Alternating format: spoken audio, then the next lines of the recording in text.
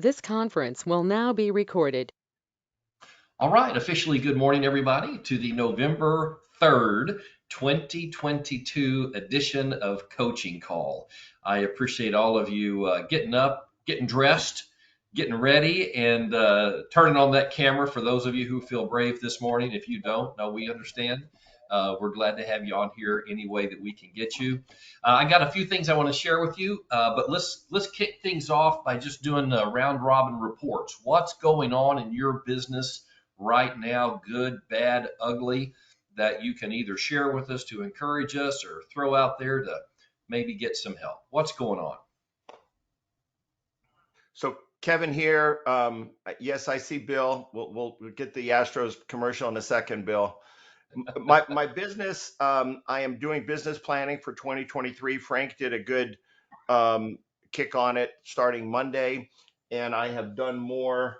And I've identified that in my haste over the past year, there were certain fundamentals that there's some missing blocks, and I need to circle back and get some of those done, including um, doing more with my KV core and stuff. So I know what I need to do, and that is to start 2023 now, and I'm on it. So that's where I am business wise.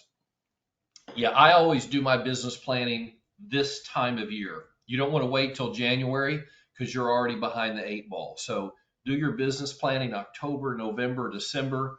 Get it totally dialed in, get your resources gathered. If you need to learn new skills to implement that plan, do it now. In fact, I recommend fully implementing the plan about mid-December so that when January 1 hits, you're already running at full stride. You're hitting on all cylinders and you don't lose a moment of the new year to meet your commitments for that year. All right, great stuff. All right, is anybody still hosting open houses? Is that going on? Anybody have one this past weekend? I have one this Saturday. Oh, who said that? It's me, Kathy. Oh, Kathy. Okay, great. Tell us about it. How did it go? No, I have one this coming Saturday. I'm sorry. Um, Oh, okay. yeah. You can't see ahead and tell us how it's gonna go. No. Well, yeah, it's gonna go amazing, and I'm gonna get a buyer. Fingers crossed. Okay. You're my little example of when I turn loose on my passion statement today. That's going to be exactly what we're talking about. Is basically calling our future into being, and Oh, that's perfect. exactly what you're doing. It's going to be great. You're going to get a buyer. All Okay. right. Thank you.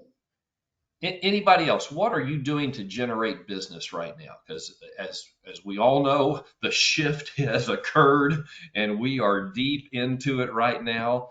We're in a tough time in this market. The buyers are hard to find. Um, isn't it crazy the business that we're in? That within a 6 month period we can go from multiple offers, 50,000 over ask, and then now there's like no buyers to be found. So what are you doing? Where are you finding buyers, or what's your focus right now? I've been making a lot of calls. Who are you calling, Carol? I have tons of people on my list from just the last few years that I've been working with, especially with Chambers Creek grant, Chambers Creek coming in, and so I've made over, I don't know, 300 calls in the last week and a half. That's I've awesome. actually have appointments later on today because of that. So just calling And people. you're calling old people, aren't you? Yes. So there's a beautiful thing about focusing on a senior market, and that is they are less susceptible to these changes in interest rates and prices and such because they often pay cash Yeah. and they often have reserves. So it's not like they're scrambling to make their cable bill payment. So you get a little bit of a cushion around your market there. But that's great. Carol is making the calls, has made over 300 calls and has an appointment this afternoon. Is that a consultation or a showing? That's actually showings. Okay, fantastic. All right. A lot of Anybody else actually the want to other jump thing in that on I'm this? doing is boosting my listings that I have, just putting them out there all the time, just boosting them and just trying to get some activity on them, and actually it seems to be helping because I did get some showings from it, so that's good. So when you say boosting, are you specifically referring to KV Core Boost or something else? Yes, KV Core boosting. I'm also doing it. I'm advertising it on all my social medias as well. Okay. All right. Sounds great. Are you on TikTok? I am not a TikTok person, so Okay. no, I should be, but I need to be. It's not a big senior thing, I don't think, and so for me, I don't really do it a lot. Okay. Now, do you have a YouTube channel where you put these videos that you post elsewhere? Yes, I do. Okay, excellent. Yeah, I would encourage you to think of your YouTube channel as kind of your library. And when you make a video to post on social media or an ad for somewhere, just always take that content, put it on your YouTube channel, create your playlists that describe them, whether it's by a particular neighborhood, or it's for buyers, or it's information for sellers, or it's negotiation strategies, whatever, so that when consumers find your channel, they can easily find the subject they're looking for. Well done.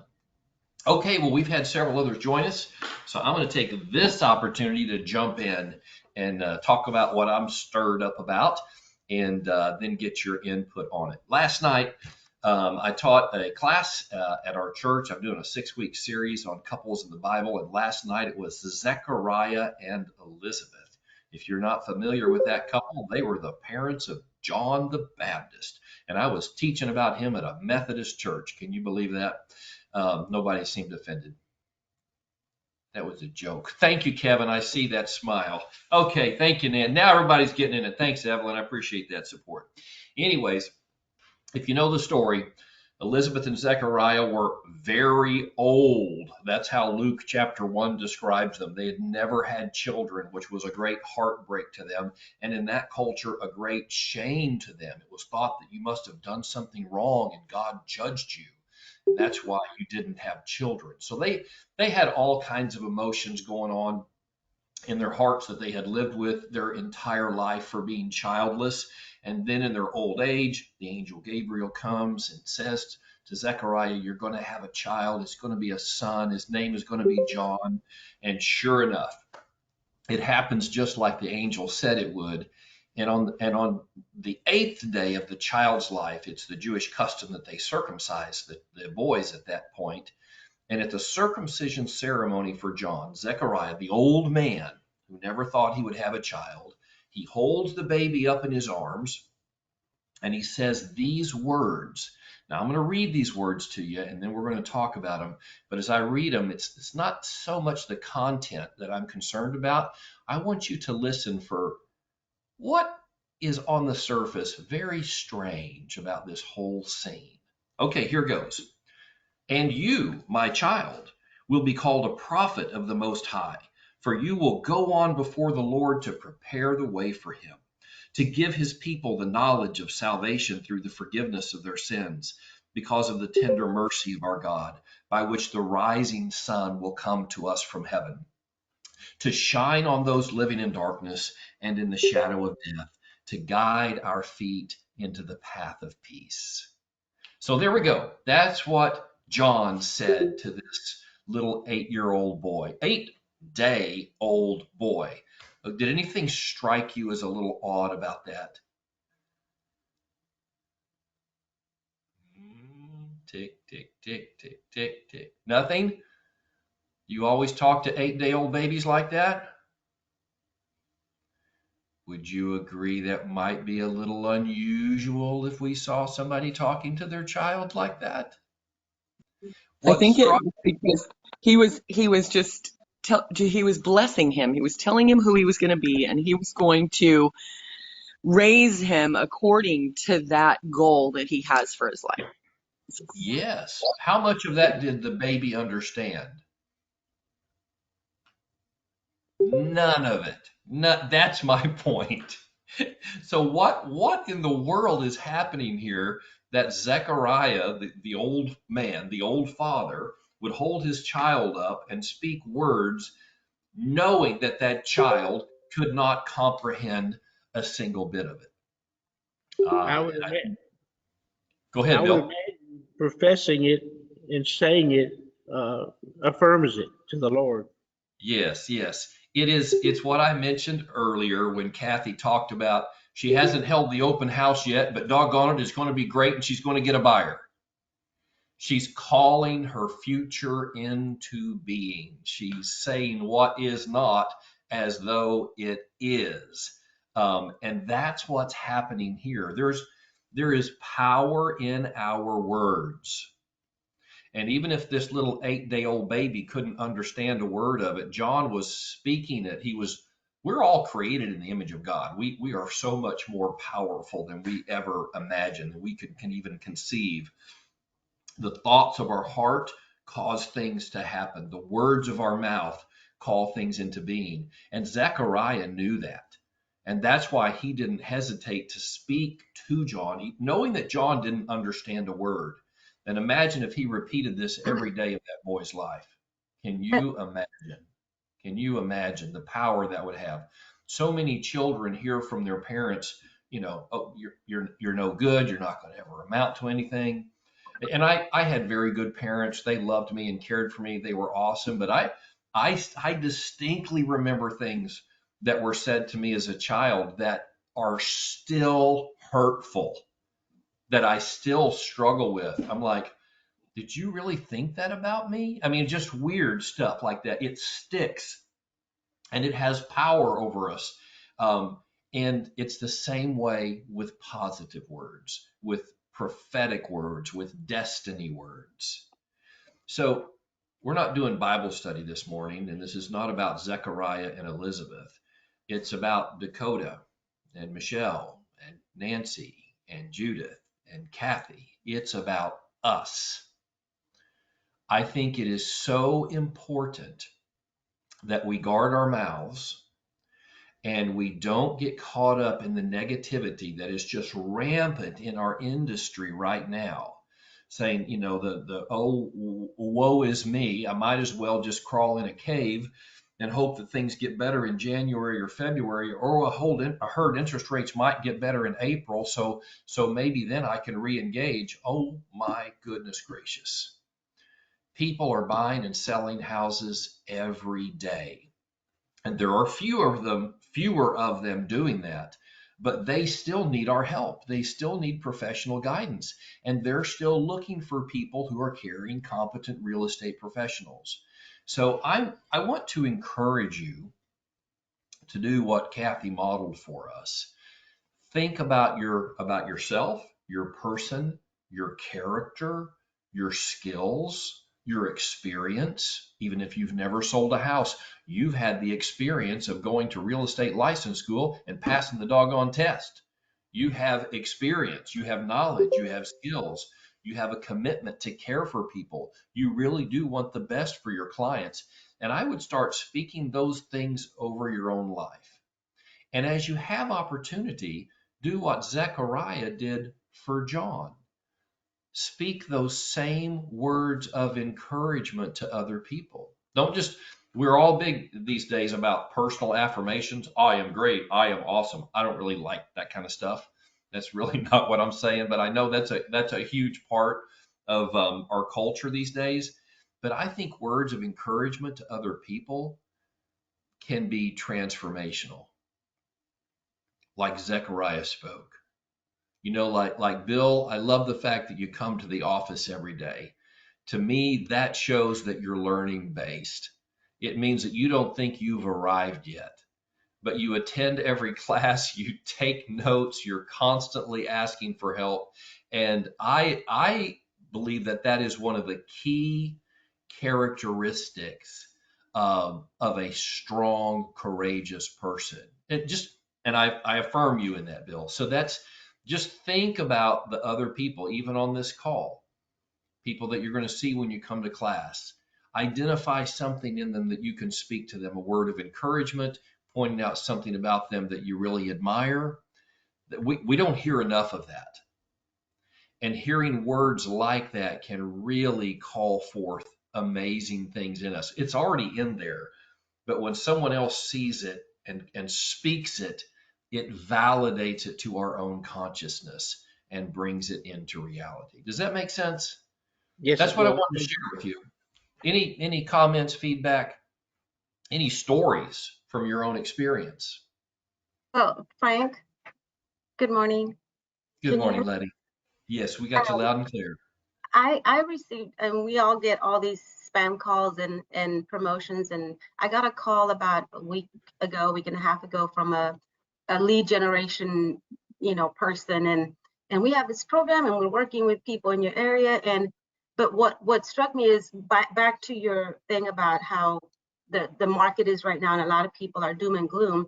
Not only are some people mentioning or write about it or say it, but this guy literally in a 3-minute conversation, because I had to try and cut him off and just say, I'm not interested.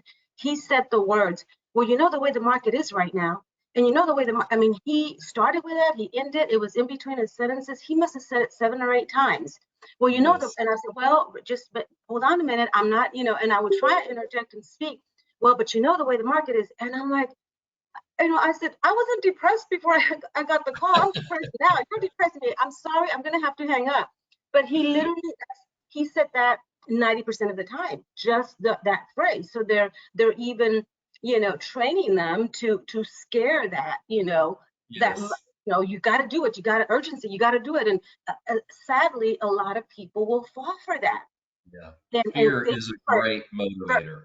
Thank you for coaching. You think, oh, well, not my people, because they hear, or we're in this, Aspire Academy, and we hear. No, thank you for doing that, because people will fall, and I'm sure even people that have been doing it longer will fall into that, because it's an emotional that gets you at the emotion. But if you guard yourself and you just repel, like, oh no, I don't want to hear. And it wasn't that I wanted to be rude to him and hang up. I'm like, I'm just not going to listen to this. Yes. No, good for you. I want to say, because of that, there's so much of this negativity. We need to really dial in to this encouragement and support, affirming each other. And I'll give you a personal example. I mean, my revenues are down just like most people, to a very scary level. And I've been chatting with Mary about it, and I've been thinking about it, praying about it, and I came up with a plan about how I'm going to respond. And I shared it with her, and her response was, "You are smart." This is what she told me. This is like 3 nights ago. "You're a hard worker, and if anybody can do it, you can. So go do it." And I'm like, okay, where's the mountain? I'm going to climb it. Where's the army? I'm ready to go. It just, when somebody believes in you, you can do anything. You run through a wall. And so you don't have somebody in your life like that. Well, you all do, because we have each other. We believe in each other. But if you need some encouragement, if you need somebody to hear you out, like I did, Mary did, I needed her to hear me out the other night. Come talk to one of us. Come talk to me. Talk to Kevin. Talk to Bill. Talk to Dario or Nancy, or everybody's names are all mixed around a little bit this morning. Okay. Any final thoughts on that before we shift gears again? Nancy, I see your lips moving. Are you talking to somebody else? Okay. All right. No problem. Okay, here it is. I couldn't figure it out because I'm on my phone. Okay. I wanted to say this. So, I am single. I don't have a boyfriend. I don't, I have friends all over, but I'm usually alone most of the time. I mean, you know what I'm saying. And I'm very much a people person. Like, I love people. I love encouraging people. I love being around people, but it just isn't always like that. And I don't, whenever I'm down, instead of me being out and about, I am home, or I am by myself. And so, because I do have a close relationship with Jesus, I look for opportunities to really hear, how he feels about me and things like that, right? So I went to this women's retreat recently, and it was like we had this huge basket, and it was filled with rocks, and they were in little bags. And so you don't know which one it is, but I prayed on my way. I was like, okay, I want to choose a rock, and I want you to tell me something that I really, really need, God. Like, I really need this. I need you to tell me something, right? So later we were able to open it up, and my rock, it did make me cry, actually. It said confident. And I thought, oh my gosh, because I have just really lacked confidence lately. Like I just feel like it's just like what Letty was saying. So everybody's got it in their mind. Bad market, high interest. This sucks. Bad business. I need a job. Like I'm hearing realtors say, well, I guess I'm going to have to get a real job, blah, blah, blah, that kind of thing. And it's like, Yes. it wears on me personally because it is me just by myself. And I wish I had somebody like Mary saying, get up, you can do this, you're amazing. Yes. One thing I will say though, that word, whenever I think about that rock and I think about confidence, it's like, you know what? No, I need to stand up and I need to be confident and I just need to be who I am instead of listening to just all the words that are going on about our business right now. And, one thing I want to say about Bob, I don't know that he's on this call right now, but every time I go in there and he hasn't seen me in a while, he tells me about he tells me about my personality and how great I am with people. And, so if anybody ever needs any encouragement, call Bob because he will definitely, I think he has a discernment about who each person is. Like, I really feel like he's able to see good quality traits and he's able to kind of, I don't know, he's just good at it. So anyway, anybody's more than welcome to give me a call. God really does see us. He sees all our great qualities. He's built them in us. And so just don't fear and don't worry about what people say because I have a bad habit of doing that. And it is very discouraging. So I'm truly trying to be more confident and show up more and just anyway. And anyway, just throwing that out there for everyone. That's great stuff, Nancy. Thank you. Janet, I saw you had your mic on. Did you want to jump in on this conversation? Are you talking about me? Oh, Janet, she had her mic on. I just Okay. if she wanted to jump in, I wanted to give her a chance. All right, Bill, what's on your mind? I just want to say Nancy's correct. Bob's a very helpful person, and he will Yes. encourage you as well as he helps you anything you need. And All Nancy, right. if you ever need to go out to dinner, my wife and I will be more than happy to take you. Hey, does that apply generally, Bill? Because Yes, sir. I It try to eat does. every night. All right. Okay, that's awesome. Okay, so what I would like to do in our remaining time is run this a little bit like a mastermind group and go around the table as such. And we can just kind of go in order that we're on the screen here. I'd like everybody to participate unless it's just way out of your comfort zone, in which case you just shake your head vigorously, no. But here's my question. I want you to answer one of these questions, one of three. What's working in your business right now? What is working for you? Or two, what's not working? What have you been trying? You've been putting real effort into it, but you're not getting the results that you want. And then the corollary to that is, if you come after somebody who says something's not working and you have some insight that might help them, you feel free to share that. And then the third question, you choose one of these: what's working, what's not, or what am I curious about?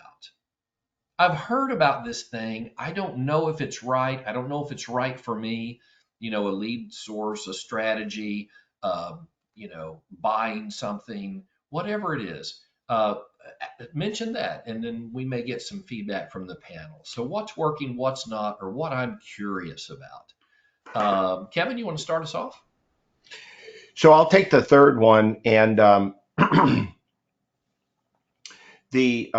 I am going full speed into a YouTube channel, and I'm going to be doing it with a sense of purpose. And my goal here is to get started, and then to get good, and then to get really good. So it starts with getting started. Yeah, it does. I'm a little bit it's easy for me to turn the camera on and do something quick and silly. I do that literally without thinking. And but this is now a challenge because I have to be more pragmatic and think in advance. But I'm going to do it, and y'all are going to see it if you dare, one way or the other. But that's what I'm working on. That's awesome. Kevin, let me just share one little tip with you as somebody who's been uploading to YouTube for many years now. Yep. If you're wanting to reach consumers, what they really respond to are contract issues. So if you put something up, the third party financing addendum explained, the intermediary notice explained, what is the MUD notice?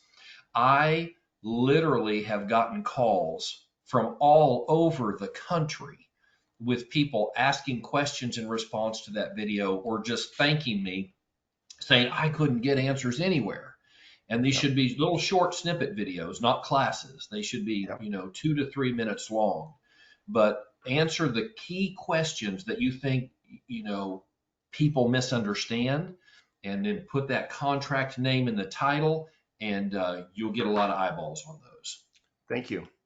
Appreciate that. You betcha. Bill, what's working, what's not? What are you curious about?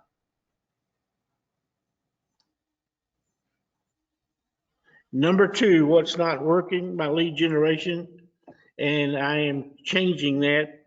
I'm already started yesterday. I'm going to start doing more of the online leads, as well as calling my KV Core sphere of influence Yes. and emailing.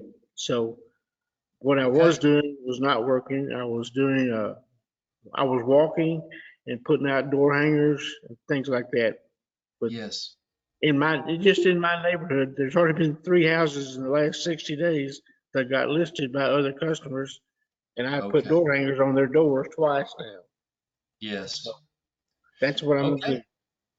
Sounds good. Again, I'm going to offer a tip on that because back when I used to go door to door like that, left a lot of door hangers. What I like to do is once or twice a year in my neighborhood or geo farm, I would get those clear plastic bags that have a hole at the top so you can fit it over a door handle. And I would put, some kind of flyer in there about my services, but then I'd also put in some type of candy or snack that wouldn't melt in the sun. And this is where I would put things like my jar openers that were branded, or my all-time favorite chip clips that had my branding on it. I would be leaving things that they would find valuable, because if you just do an advertisement, that can be thrown away. But if they pick up a bag and they see, oh my goodness, there's some goodies in here, there's some barbecue Fritos in there, they're going to dig through it. And when they get to those keeper items, they'll throw them in the kitchen drawer and they will be there forever. That's expensive. You can't do it a lot, maybe even just once a year. But if it's in your geo farm, that will bear long-term fruit because of those items that stick. Good idea. All right, Kathy Coleman, what's working, what's not? What are you curious about? I'm with Kevin on the YouTube. So thank you for the tips on that, because I'm just trying to figure that out. It's so confusing to me.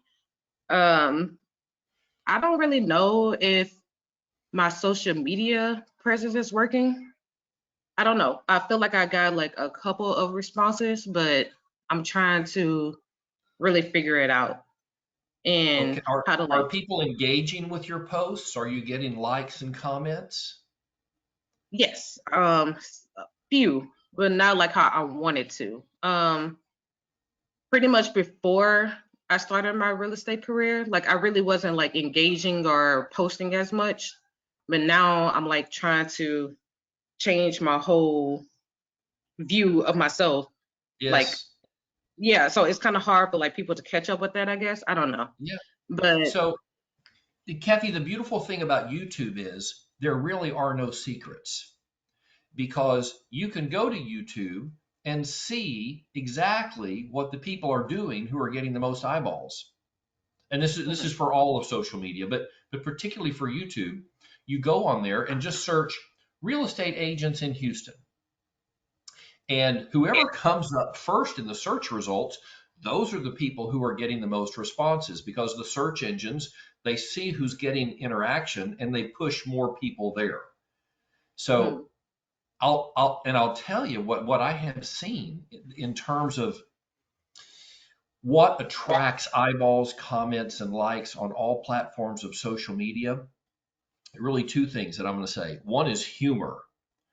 If you're really funny, and I'm not funny by nature. So that's really not my shtick, and I'm not just going to fall down a stairway to get a laugh and to get a few looks. But I mean, look, there are real estate agents who are hilarious, and they will get tens of thousands of views on their posts. If you're not naturally funny, or if that's not something that appeals to you, then I would be on the go real estate agent. And you have to be careful about this, but so many agents who get the most followers, they're shooting their video while they're driving down the street. It's kind of like, hey guys, just wanted to check in with you today. I'm on the way to take a new listing. I wanted to tell you how I got this client. And they're driving, but they're being filmed by their camera up there. Or once they arrive at a home, they're going to do a walkthrough on a vacant home or something. They'll just do a little bit of tour. But what they do, if I had to sum it up, is they bring you into their world. This is the real life of a real estate agent. And you don't want to be polished.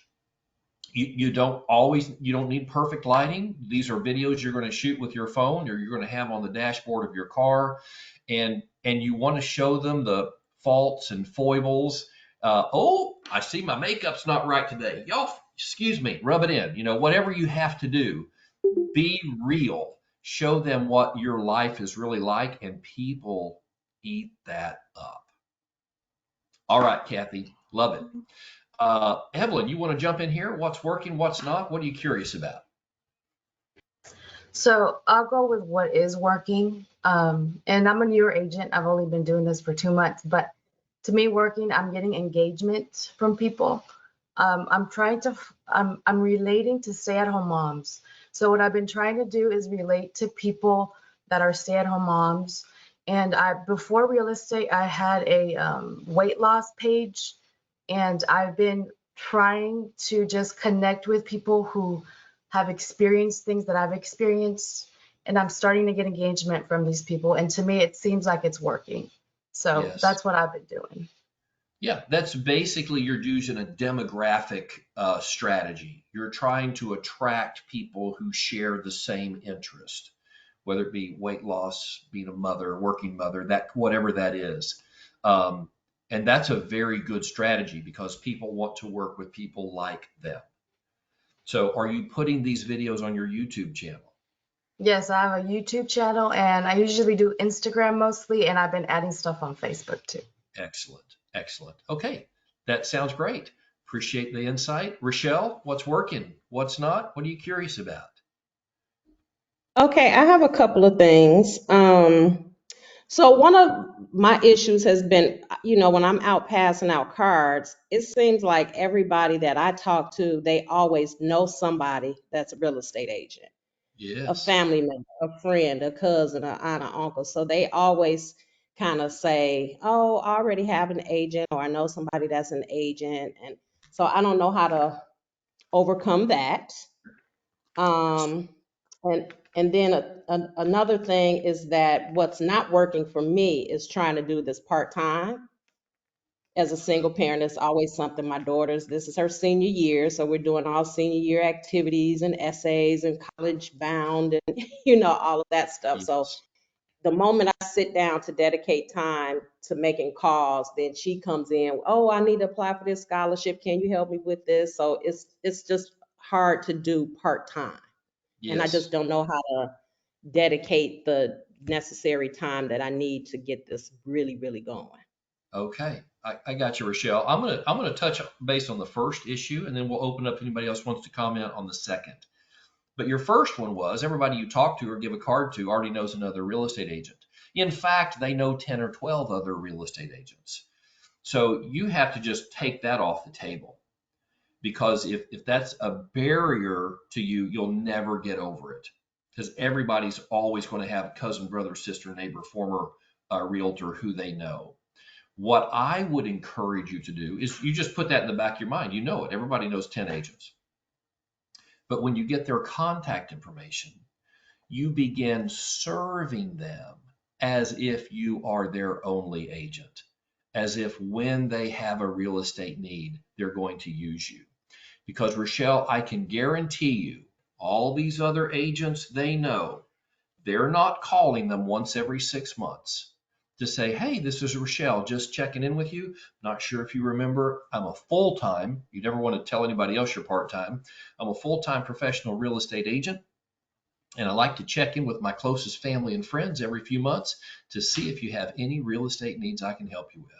Have you thought about buying, selling, leasing, investing in real estate? I know everybody talks about interest rates going high right now, but I've got access to some incredible deals right now.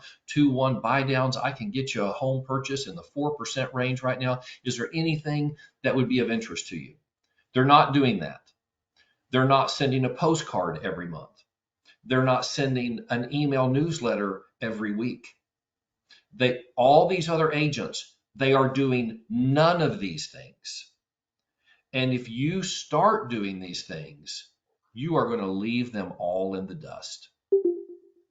And KV Core, your KV Core platform gives you the ability to automate most of that.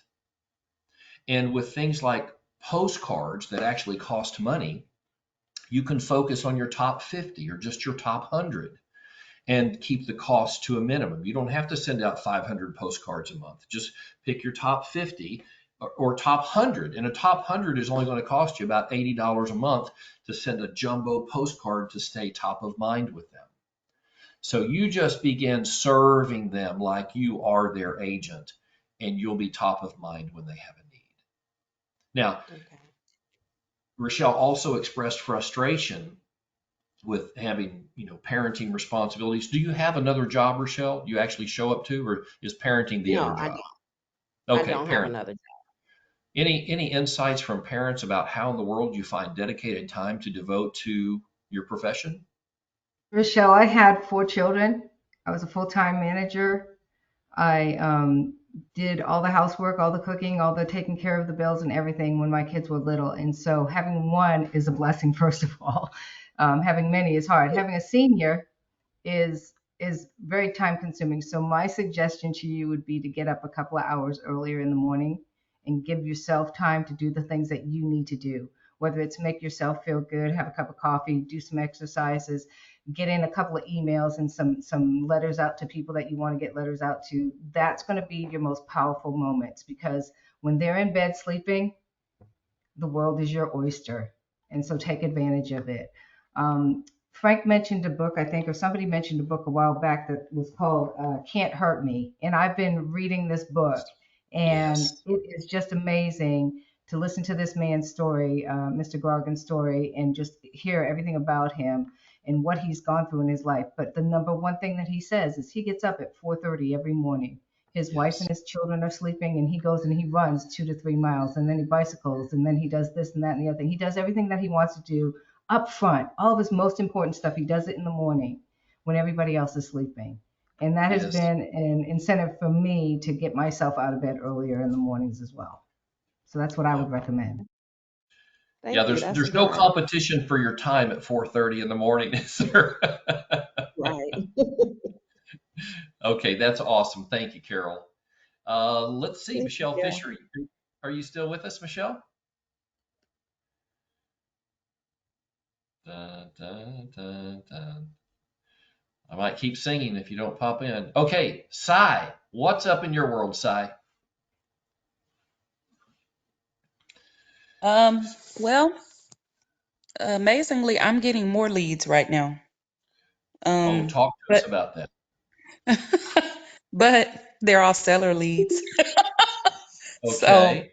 So I know it's probably going to be a whole lot tougher now to work with these sellers now that things are happening. But I don't care how tough it is. They want it sold, and I'm going to get it sold. So I've just been going to some webinars, seminars, whatever. So Cy, you know what sellers lead to? You know what sellers lead to, Cy?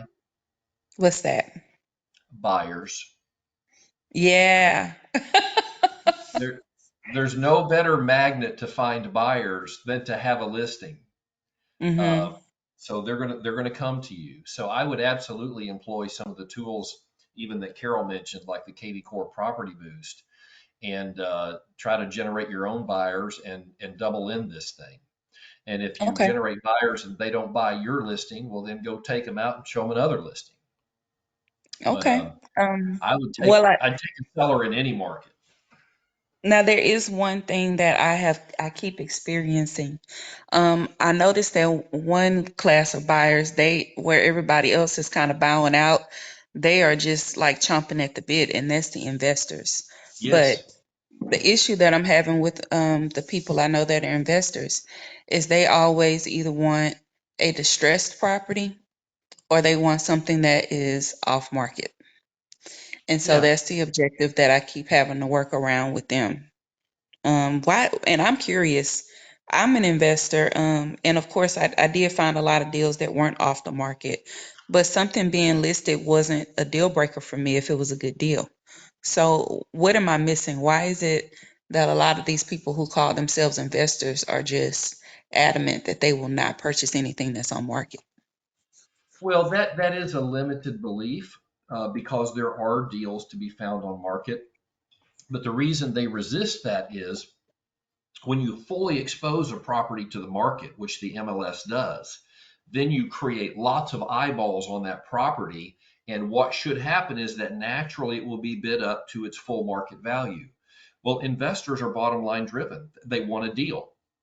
Yeah. And MLS does not lend itself to a deal. There are deals to be found, but they're harder to come by. It is more of a rare commodity. So if you want to work with investors, what I would encourage you to do is get some sources of off-market listings or distressed listings. And I'll share one for each of those categories with you. So for distressed properties, I would suggest you check out realtytrack.com, realtytrac.com, TRAC. It is a database of foreclosed and distressed properties, most of them taken back on government loans, FHA and VA. It's a subscription service. In the old days, it was $50 a month. Now who knows? It's probably $79. I don't know. But if you get these lists, you talk about going big on social media. You want to get engagement on your social media posts. You talk about the fact that I have access to a list of distressed properties and government foreclosure properties, and I get a fresh listing of these properties every single day. If you want to buy below market value, you need to call me today. I've got multiple options for you all over the Houston metro area. Okay. That is powerful. So that's distressed. I like It's it. either Thank you. distressed property or distressed seller. Now, in terms of off-market properties, you can develop your own list there. And what I would do is target neighborhoods that you think are going to be attractive to investors. Find an active listing in that neighborhood. Run a KV Core Property Boost on it. If you spend $100, you're probably going to get 20 leads. You take one of those, well, you start showing those 20. You develop a relationship with them, you show them the property. Chances are none of them are going to buy the particular listing that they responded to. But you show the property to them, you take their photo in front of it, you use that cardboard sign I talk about all the time. Please help us find our new home in Apple Valley. Then you send that as a postcard to everybody in the neighborhood saying, I've got 20 families who within the last week have expressed interest in finding a home in Apple Valley. Nothing currently on the market matches what they're looking for. If you've considered selling your home anytime in the next year, give me a call. I may already have your buyer. And oh, by the way, since I do have the buyer, I can save you thousands on realtor fees. That is going to generate a flood of phone calls to you from people who are thinking about selling their home, but their home is not on the market yet. And some of them may actually go ahead and list with you. But even if they don't, now you know these people are open to selling. And these are your essentially off-market properties. So when you get an investor who says, I'm really interested in the Apple Valley neighborhood that seems to generate good rental properties, you can say, you know what? I've got 6 families in that neighborhood who've not put their homes on the market, but they've expressed interest to me of being willing to sell under the right circumstances. So you can start to promote that. Investors, have you considered purchasing in Apple Valley? I've got 6 homeowners in there right now off market. They may be interested in selling. So you can work it both directions. But Realty Track and KV Core Property Boost can really scratch that investor itch. Okay. Thank you, Frank. Okay, well, my pleasure. We've got time for one more, and there's about 6 or 7 people who've not had a chance to jump in on our question, what's working, what's not, or what are you curious about? Dakota, Belinda, Kirsten, anybody else? I see Dario's actively engaged in conversation. Okay, Dakota, let's see what's on your mind. Okay. Being more authentic is working, not just trying to copy what other agents are doing, being more active on social media, always a work in progress. Also connecting more with past clients, utilizing referral map on Workplace. I didn't even know there was a referral map on Workplace, so that's a really good idea.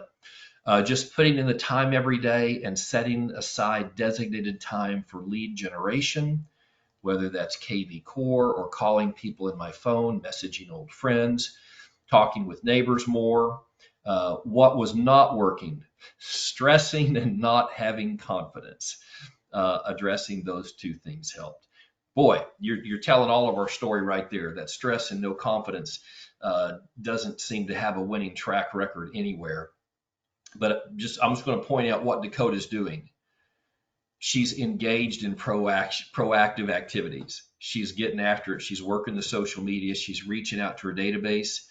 And if I had to say one thing, in fact, I'm going to get the final word here with one suggestion for everybody as our final word.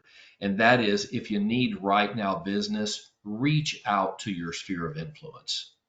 Just make sure you put everybody in the database, get all their contact information, just call through them and say, hey, oops, are y'all still there? What happened? My screen went blank. I'm still here. Oh, We're wow, good. that was weird. I got kicked out and had to come back in. Yeah, the whole thing went away. So here's what I would say. I'm hearing from a lot of my clients that they're very concerned about the market right now and what's going on in the economy, and are their homes losing values? Is it impossible to buy right now at a good price or at a decent interest rate? So I'm just calling to check in with you to see if you have any real estate questions or concerns that I can help you with. So just call. Don't call and ask for business. Call and offer help. That will just be a subtle reminder that you're in the business and you have that heart to serve. Again, just have that conversation. When you talk to people about real estate, that's what Kevin and I heard in Las Vegas. Our job as real estate professionals is to talk to people about real estate. So just start those conversations, see how you can serve, and good stuff will get stirred up. Well, there we go. That's the word for today. I appreciate y'all joining me. By the way, we're going to have a great class on Monday at Power Monday. We got Brandon Snyder coming in to talk about branding. This guy is on a trajectory, looks like a ski slope, and he's going to share with us how he did it. God bless. Take care. Frank? Yes, sir. I just want to throw in a little sponsorship that this weekend right here at Academy, we're going to have the School of the Holy Spirit Saturday and Sunday, 6 to 8. It's a great time. So 6 to 8 p.m. Saturday and Sunday. And by the way, the sign says Academy because we don't have the first word on it yet, but it's going to be Aspire Academy. So Academy's not not the ultimate. Okay, appreciate that, Bill. 6 to 8, Saturday, Sunday, right here, Aspire Academy. Y'all take care.